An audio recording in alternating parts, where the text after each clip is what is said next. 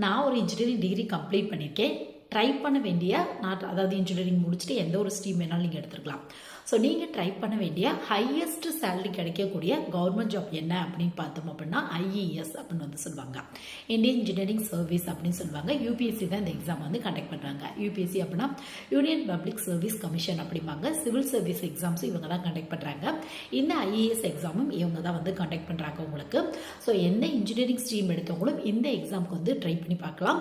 But syllabus பொறுத்தவரையும் உங்களுக்கு triple E, அது மட்டும் இல்லாமல் இசிஇ, மெக்கானிக்கல், சிவில் அந்த 4 டிபார்ட்மெண்ட் ரெலவெண்ட்டான பேப்பர்ஸ் தான் இருக்கும்.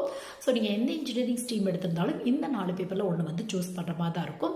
பட் ட்ரை பண்ணுறது அப்படின்னா இன்ஜினியரிங் கிராஜுவேட்ஸ் எல்லாமே ட்ரை பண்ணலாம் அப்படிங்கிறத பேசிக் எலிஜிபிளாக ஃபாலோ பண்ணிட்டு இருக்காங்க. ஸோ ஒவ்வொரு வருஷமே இந்த எக்ஸாம் கண்டக்ட் பண்ணுறாங்க. டிபார்ட்மெண்ட்டும் காமனாக இந்த சிவில், மெக்கானிக்கல், ட்ரிபிள் இ இது ரெலவெண்ட்டான டிபார்ட்மெண்ட்டாக தான் இருக்கும். இதை பற்றி டீட்டெயில் வீடியோ நம்ம சேனலில் இருக்குது.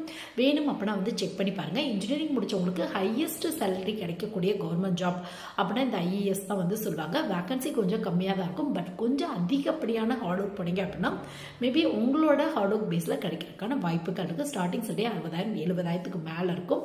ப்ளஸ் எக்கச்சக்க அலவன்ஸ் இருக்கும். முக்கியமாக நல்ல ஒரு ரெப்புடேஷன் இருக்கும். ஸோ இன்ட்ரெஸ்ட் இருக்குது அப்படின்னா கண்டிப்பாக ட்ரை